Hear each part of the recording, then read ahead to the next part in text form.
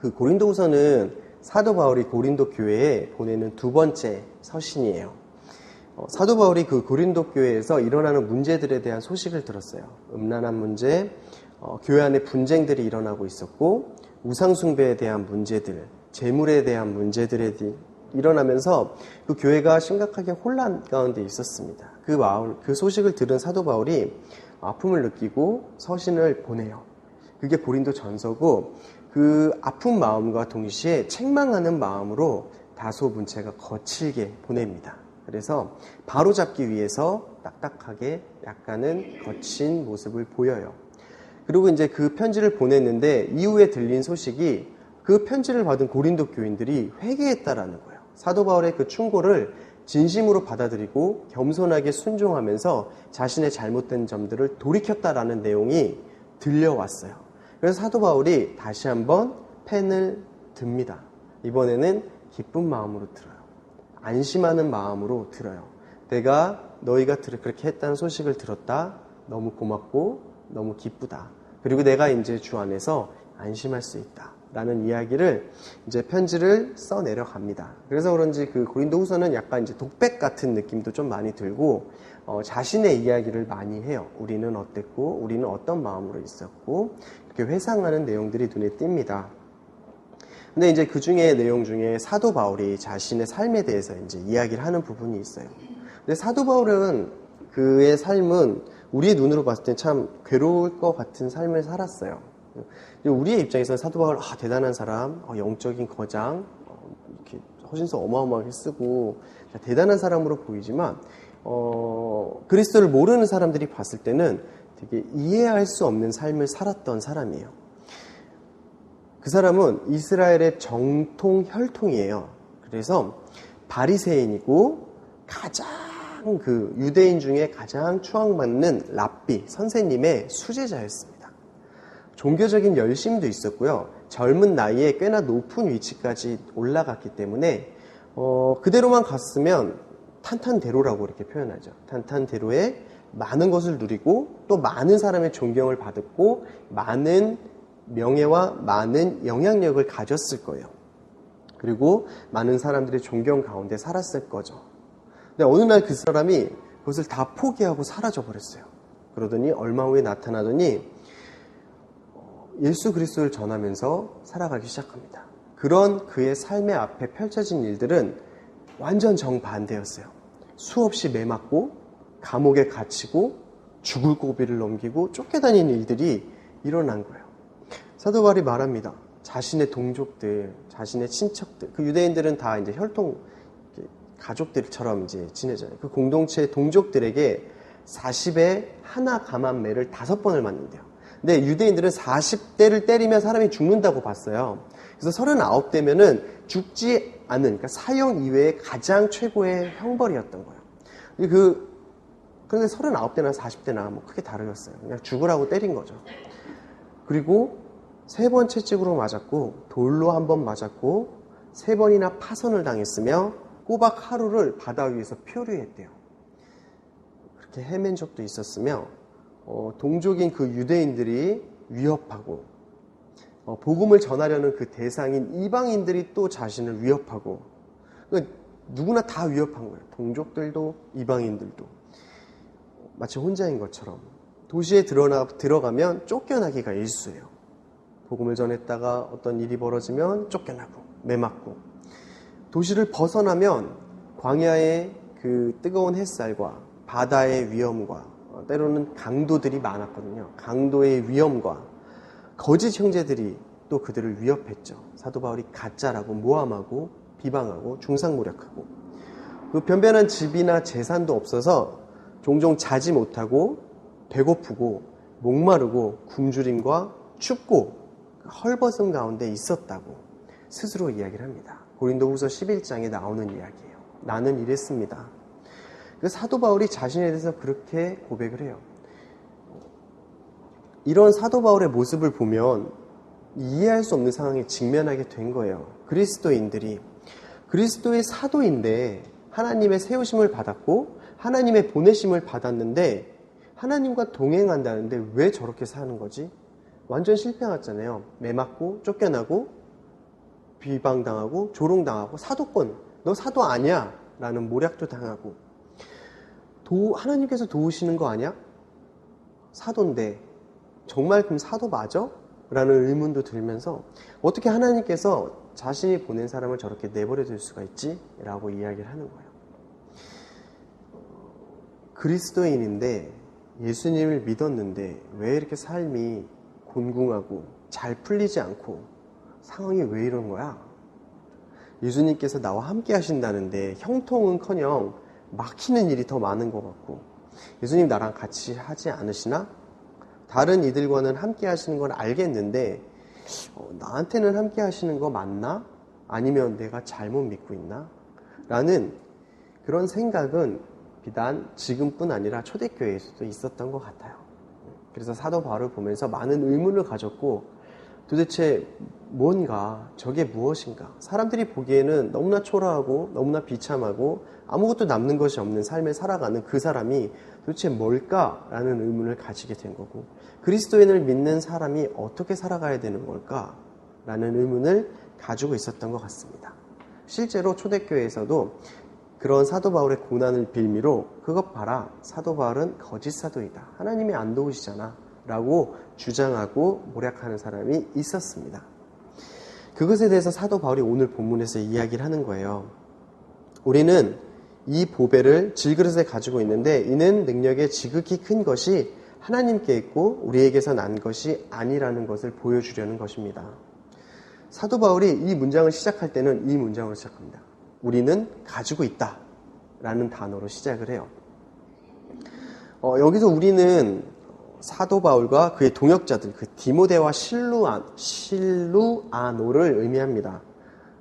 1장에서 우리 곧 나와 디모데와 실루아노는 하면서 이야기를 진행하고 그러한 이야기의 전개가 여기까지 이어지거든요.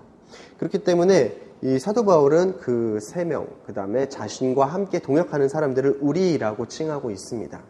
근데 이제 이 사도 바울의 우리가 단순히 그 사도 바울과 그의 동역자, 그리고 그 당시 복음을 전하는 사도들만을 의미하지는 않습니다. 문맥상으로는 사도 바울의 의미로 그 우리라고 칭하고 있지만 이 우리는 그리스도의 복음으로 인해서 그리스도 안에서 하나 된 모든 사람들을 말해요. 그러니까 사도 바울이 우리라고 칭하지만 그 우리에 들어오는 사람은 그리스도 안에 있는 사람은 모두 포함이 되는 거죠. 그래서 사도 바울과 하나로 연합되고 함께 있는 사람은 모두 포함이 되는 겁니다. 그렇게 그리스도의 사람이 되었고 그리스도를 쫓는 이들, 그리스도를 따르다가 박해와 핍박 가운데 있는 모든 사람들, 그리고 이제 그 안에서 좀 당혹스럽고 힘들어하는 사람들을 향해서 하고 있는 거예요. 우리를 향해서 하고 있습니다. 우리들에게 우리라고 칭하고 있는 거예요. 우리는 가지고 있다고 합니다. 무엇을 가지고 있을까요?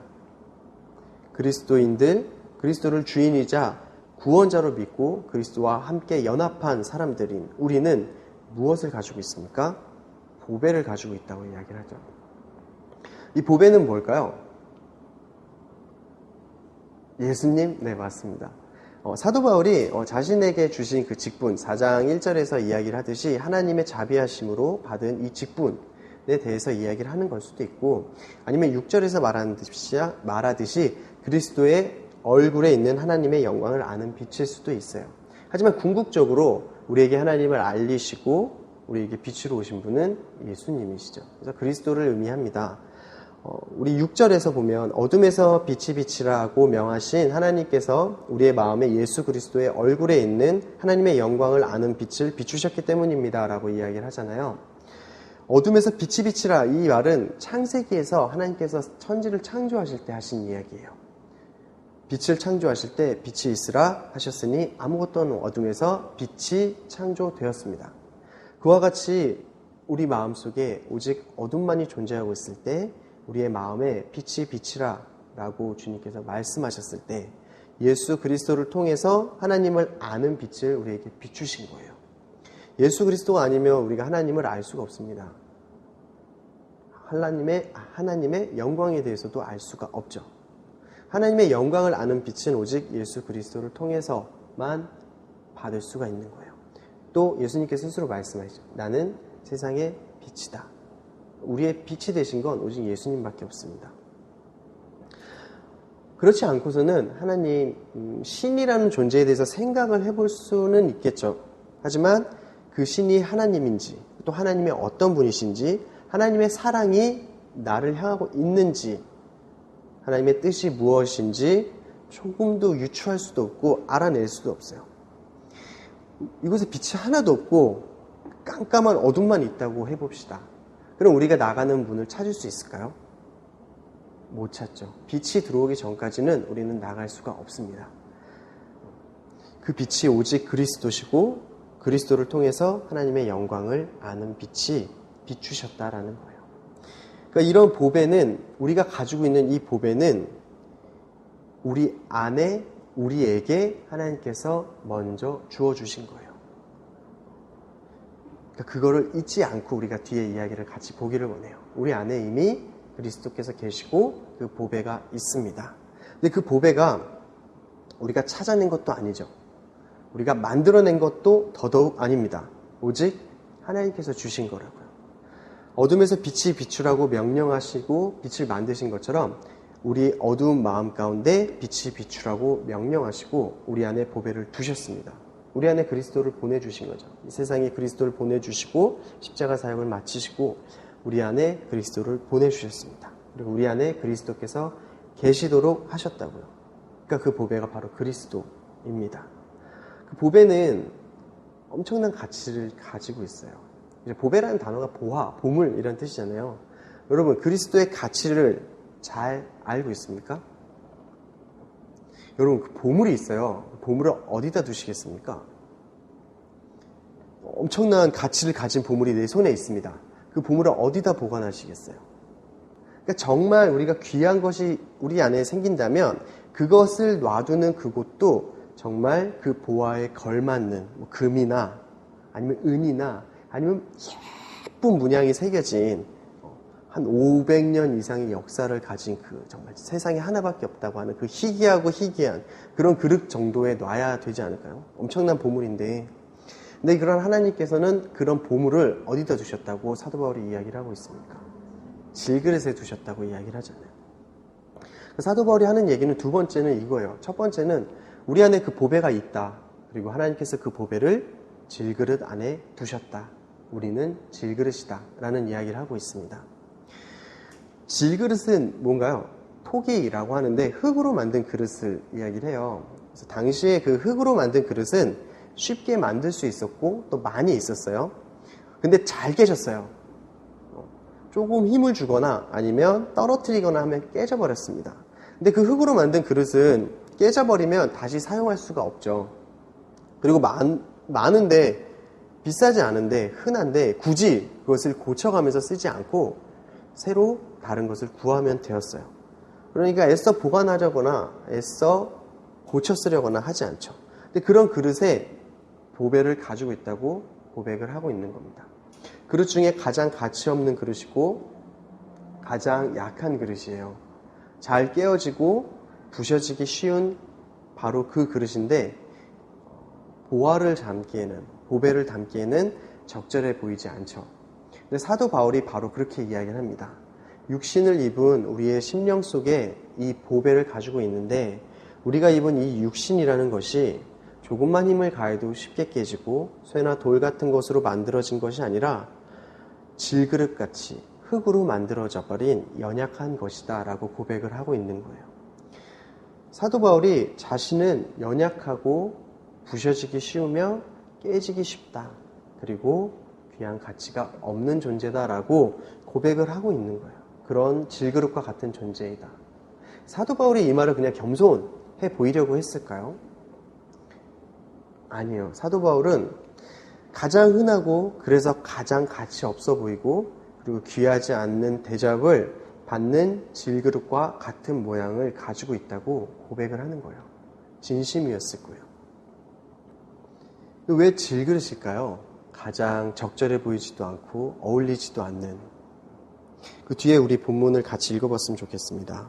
7절 그 뒤에 이는부터 같이 읽어볼게요. 이는 능력의 지극히 큰 것이 하나님께 있고 우리에게서 난 것이 아니라는 것을 보여주려는 것입니다.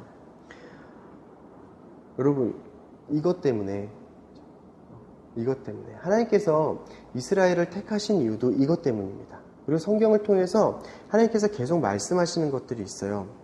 무엇이냐면 하나님께서 하신다는 것을 계속해서 알리시는 거예요. 너희가 할 수 있는 것이 아니고 하나님께서 하신다라는 거예요. 그 능력의 크심이 하나님께서 다 가지고 계시다라는 거예요. 그러니까 이 말씀이 우리는 어렵지 않습니다. 이 보배를 질그릇에 가지고 있는데 그 이유는 능력의 지극히 큰 것이 하나님께 있다라는 것을 보여주기 위한 거라는 거예요. 우리에게서 난 것이 아니다라는 것을 보여주기 위해서라는 거예요. 사도 바울이 아무리 큰 일을 하고 아무리 뛰어난 일을 해도 그것이 자신이 한 일이 아니라는 거예요.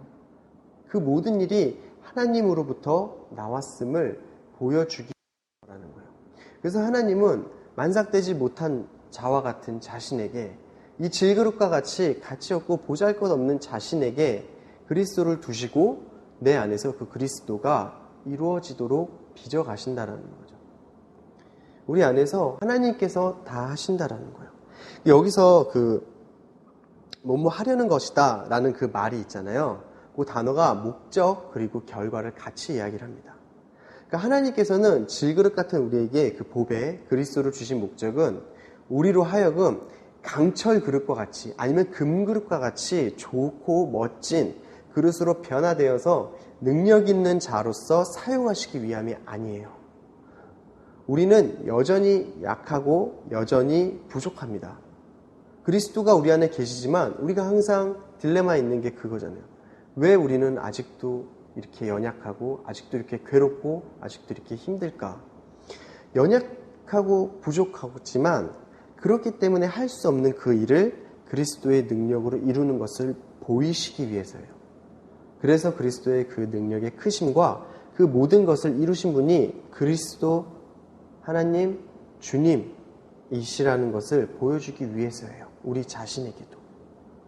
여러분, 우리의 연약함 가운데, 우리의 부족함 가운데 있을 때 당황스럽습니다. 뭔가 좀 믿음이 나아진 것 같고 어느 정도 도약을 한 줄 알고 봤는데 어느새 또 예전에 넘어가던 그 죄가 내 발목을 잡고 아니면 나의 그 참지 못하는 그 성급함에 당황스럽기도 하고 때로는 진짜 악한 내 모습을 보면서 난 이 정도밖에 안 되나 하고 스스로를 다그치기도 하고 속 시원한 변화가 딱 일어났으면 좋겠는데 이렇게 뛰어넘어가는 계단을 마구마구 올라가는 내 모습을 봤으면 좋겠는데 한 칸 올라가고 두 칸 뒤로 가는 모습 같은 경우를 봤을 때 정말 절망스럽기도 하고 그런 고민이 우리가 있을 수도 있겠죠. 근데 그런 연약함을 깨달을 때가 오히려 우리에게 다시 잘할 수 있는 기회가 됩니다. 여러분, 우리가 잘하는 것은 우리의 노력과 우리의 어떠함으로 잘하지 않잖아요. 우리가 잘할 수 있는, 우리의 믿음이 잘하는 이유는 딱 하나입니다. 하나님께서 키우셔서, 하나님께서 잘하게 하셔서요. 그 양분이 바로 이것이라고요. 우리가 우리의 연약함을 봤을 때 우리가 좌절하지 말고 그건 당연한 거예요. 오히려 그것을 보는 것이 하나님 앞에 제대로 된 믿음을 가지고 있다는 하나의 증거가 될 수가 있습니다. 나는 괜찮은데, 나는 잘하고 있는데 정말 내가 괜찮고 내가 잘하고 있지 않은데 못 보고 있는 걸 수도 있잖아요. 교만함 가운데 있는 걸 수도 있잖아요. 실제로 그런 경우가 더 많고요. 어떻게 사도 바울 같은 사람이 자신을 죄인 중에 괴수라고 이야기를 하고 그렇게 살았던 그 사람이 자기가 질그릇과 같이 가치 없고 쓸모없다고 이야기를 할 정도로 겸손한데 저는요, 제가 어떻게 저는 괜찮습니다라고 이야기를 할 수 있겠어요? 비교가 안 되잖아요. 우리의 연약함 가운데 그 역사하시는 그 주님을 우리가 구하는 거예요. 우리의 그 약함 가운데 강함으로 임하시는 그 주님을 우리가 기다리는 거라고. 우리의 연약함을 통해서 하나님의 능력과 권위가 드러나는 것을 우리가 보는 거예요. 그러니까 우리의 깨어짐 때문에 하나님이 하나님 되심을 선포되는 것을 볼 수가 있게 된다고요.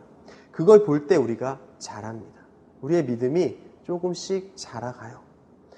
사도 바울이 고린도후서 12장 9절에서 자신의 약한 것에 대해서 뭐라고 이야기를 하냐면 나는 크게 기뻐하며 오히려 자랑스럽다라고 이야기를 해요. 무엇이 자랑스럽냐면 자기가 약한 게요.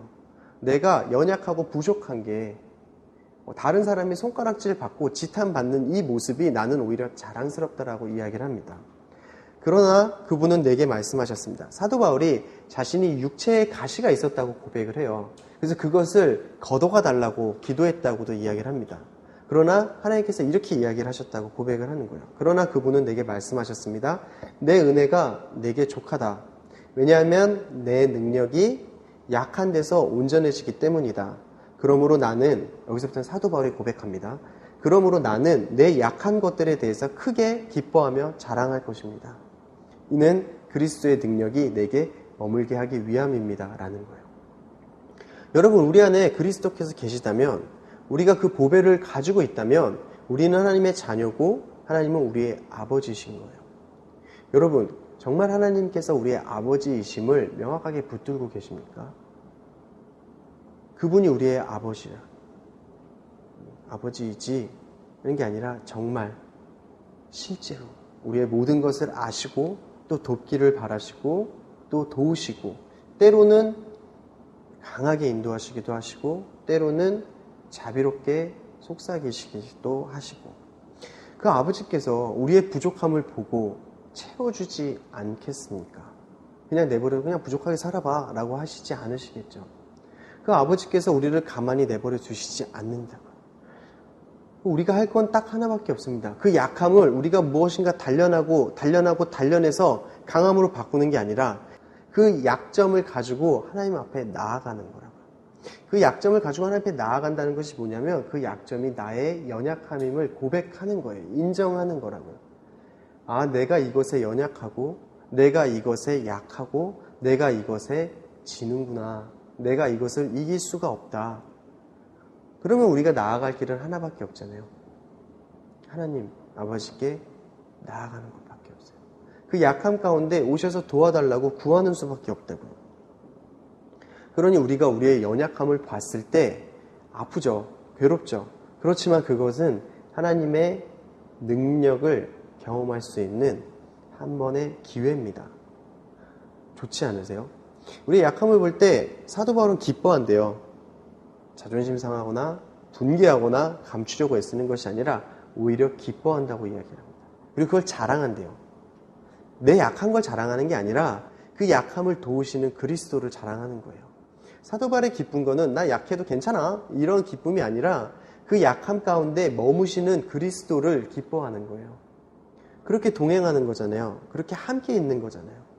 그게 기쁘고 자랑스러운 거예요. 나 부족해, 나 못해. 근데 우리 아빠는 해. 우리 아버지는 할 수 있어. 나한테 해주셨어. 이게 자랑이 되는 거예요. 나는 연약하지만 그곳에 그리스도께서 함께 하셔서 나를 도우셔. 이것이 다윗의 고백이었던 거예요. 다윗이 굴에서 다윗이 쫓겨다닐 때마다 했던 고백이 바로 이것입니다. 주께서 나와 함께 하시니 주께서 나의 연약함에 함께 하시니 나를 도우시고 세우실 것이고 회복시키실 것이며 승리하게 하실 것입니다. 다윗은 한 번도 자기가 자기의 의지를 발해서 하나님 대신 무엇인가를 이루어내려고 했던 적이 없습니다. 한 번도 없진 않죠. 다윗도 사람이니까. 그도 연약했어요. 우리도 연약하고요. 그렇기 때문에 우리의 자랑이 오히려 연약함이 되는 거예요. 그래서 우리가 질그릇인 것이 부끄럽지 않은 것입니다. 근데 세상은 그 질그릇의 모양으로 사람을 판단하죠. 그릇의 모양에 따라서 정죄하고 분별합니다. 근데 그러한 세상의 거짓말이 우리 안에도 들어와 있다고요. 우리가 그런 걸 많이 봐왔기 때문에 보배를 담았으니까 그리스도를 영접했으니까 우리의 삶이 우리가 조금 더 좋은 그릇이 되지 않을까? 아니, 되어야 되지 않을까? 라는 마음을 가지게 한다고요. 물질적으로 더 나은 삶, 그죠? 항상 평안하고 문제가 없고 모든 일이 형통한 그런 삶이 이루어지기를 소원하죠. 그 사람들에게 이렇게 잘 사는 모습을 보여줘야지. 내가 그리스도를 믿었는데 이렇게 형통하게 사는 모습을 보여줘야 그들이 그리스도가 역시 대단하구나 라는 그런 그리스도의 능력을 알게 될 것이다 라는 오해를 하기도 해요. 근데 이것이 또 단지 외부적인 우리의 모든 삶의 어떠한 부분에 대해서 좋은 모양을 갖추기를 원하는 것을 넘어서 우리의 내부적인, 우리의 영적인 부분까지도 가져갈 때가 있어요. 뭐냐면 좋은 믿음을 가져야지, 좋은 믿음을 가진 자가 돼야지, 잘 참아야 되고, 잘 믿어야 되고, 잘 사랑해야 돼요. 그런 모습을 또 우리가 가져야 해 라고 말하는 거예요. 그러니까 우리가 그런 모습을 가지고 그런 모양을 취하려는 욕심이 있어요. 우리가 또 그리스도를 믿고 섬기니 사람들에게 그렇게 보여져야 돼 라는 마음이 없지 않아 그렇게 들어올 때도 있습니다. 근데 사도 바울이 고백했던 것처럼 우리의 그 육신의 연약함을 없애라는 게 아니에요. 그 질그릇을 더 단단하게 하고 더 매끈하게 갈아봤자 질그릇이에요. 여전히 깨지고 여전히 흙으로 만들어지고 아무리 깨끗하게 갈아봐야 거친 표면을 가지고 있습니다. 그러니까 육신의 연약함이 문제가 아니라 그 연약함을 거저려고 없애려고 하는 게 문제인 거예요. 그러니까 연약함 가운데 도우시는 그리스도를 붙잡지 않는 것, 그리스도를 구하지 않는 것이 문제입니다. 그렇게 우리는 질그릇과 같은 연약함을 마주하고 우리의 능력이 되시는 그리스도를 경험하게 될 것입니다. 그래서 그렇게 그리스도 그 보배를 우리 안에 가진 사람들은 그렇기 때문에 우리 안에 그리스도께서 계시기 때문에 사방으로 환난을 당해도 절망하지 않고 답답한 일을 당해도 낙심하지 않는다라는 거예요. 핍박을 당해도 버림받지 않고 넘어뜨림을 당해도 망하지 않는다라는 거예요. 이게 무슨 말이냐면 모든 것들 안에서 압박을 당해서 이제 궁지에 빠져서 옴싹달싹 못하는 상황을 말해요. 그런 상황에 빠져 있어도 둘러싸이지 않는다라는 거예요. 사방에 압박을 주는 존재가 있지만 사도 바울은 둘러싸이지 않는다고 이야기해요. 돌아갈 길을 알지 못해서 우리의 미래가 어떻게 될지 너무나 걱정스럽고 곤혹스러우며 혼란스럽긴 하지만 희망을 못 보는 게 아니라는 거예요. 사도 바울은 소망을 보고 있다라고 이야기를 합니다. 저기를 가진 사람이 우리를 멸하려고 추적을 해도 추적을 그 당하는 중에서도 우리는 아주 버림받지 않고 쓰러트림, 우리가 가끔 넘어짐을 당해도 아주 멸망당하지는 않는다라고 이야기를 하는 거예요. 이게 그 사도 바울의 고백이 재밌는 게 그렇게 나갈 수 없는 부분에서 그렇게 될 수 있다라고 이야기를 하는 거죠. 모든 사람이 나를 둘러싸도 난 둘러싸이지 않는다. 아무것도 보이지 않는 깜깜한 절망스러운 상황에서도 나는 소망이 있다. 저기를 가진 사람이 나를 추적해 죽이려 해도 나는 버림받지 않는다. 쓰러트림을 당해도 아예 멸망당하지 않는다. 라는 거예요. 그러면서 이제 우리는 항상 예수의 죽으심을 몸에 짊어지고 다닙니다. 이는 또 예수의 생명 또한 우리의 죽을 몸에 나타나게 하려는 것입니다. 라고 이야기를 합니다. 오늘 본문이 이렇게 어렵진 않아요. 그렇죠. 예수의 죽으심은 예수 그리스도를 위해서 받는 고난을 말해요. 우리가 예수 그리스도를 따라가다가 받게 되는 시험이나 핍박이나 어떠한 일을 말합니다. 우리가 예수 그리스도를 쫓아가면서 겪게 되는 고통을 말하죠. 그것이 우리를 예수 그리스도의 생명으로, 생명이 우리 안에서 드러나게, 밝히 발견되게 한다고 이야기를 해요. 그러니까 결국 이 모든 내용이 그것을 이야기를 하고 있습니다. 우리의 약함이 하나님의 능력을 드러나게 한다고요. 그러니까 우리는 그저 그분을 붙들기만 하면 된다. 제가 이거를 본문을 보면서 엄청 고민을 했어요. 이거는 어떤 내용이 숨어 있을까? 어떤 내용이 우리에게 또 놀라운 깨달음을 줄까? 무슨 내용을 해야지 우리가 더 좋을까? 라고 계속해서 기도하는데 없는 거예요. 없어요. 아무리 뒤져도 없어요. 이게 뭐 놀라운 비밀이 숨겨놓은 게 아니에요. 그냥 사도 바울이 자신의 삶을 고백한 거예요. 나는 약하고 연약하고 그 고난 가운데 있었지만 괴롭지 않았다. 오히려 그냥 기뻤다. 왜? 내 안에 보배가 있는데 이 질그릇과 같은 내 안에 보배를 주신 주님이 감사하고 또 이 연약한 나를 쓰신 이유가 나를 통해서 하나님의 크심을 드러내시기 위함이잖아. 그리고 내가 그렇게 깨어지고 내가 그렇게 고난받는 것을 통해서 내 안에 예수 그리스도의 생명이 발견됐거든. 난 그래서 좋아. 난 그래서 낙심하지 않아. 이 얘기를 하는 거예요. 여러분, 우리가 살다 보면 많은 부분에서 예수님을 따라갈 때 낙심되는 부분이 있을 거예요. 이렇게까지 해야 되나? 언제까지 해야 되나? 언제까지 멈추지 않고 따라가야 되나? 때로는 그냥 다 포기하고 앉아있고 싶고, 때로는 남들처럼 그냥 편하게 하고 싶을 때도 있고, 때로는 타협하고 싶을 때도 있고, 때로는 그래도 괜찮을 것 같고. 하지만 우리의 그 연약함 때문에 일어나는 그 모든 것들이 이상하거나 잘못된 일이 아니라는 거예요. 괜찮습니다. 다만 그 연약함 때문에 포기하지만 않으셨으면 좋겠어요. 여러분, 그 연약함이 나를 엄습해오고 나를 짓누를 때 그 연약함 가운데 그리스도를 구하시고 그리스도를 채워달라고, 도와달라고 우리가 주님 앞에 나아가기를 원합니다. 그때 볼 수 있을 거예요.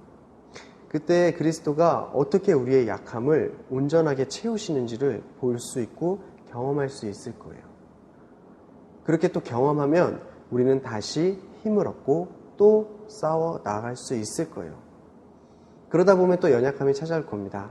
괜찮아요. 너무 놀라시지 마시고 또 그곳에 그리스도를 구하시고 그리스도를 붙드십시오. 그렇게 반복하다 보면 어느샌가 그리스도와 만날 때가 우리 앞에 드러날 것입니다.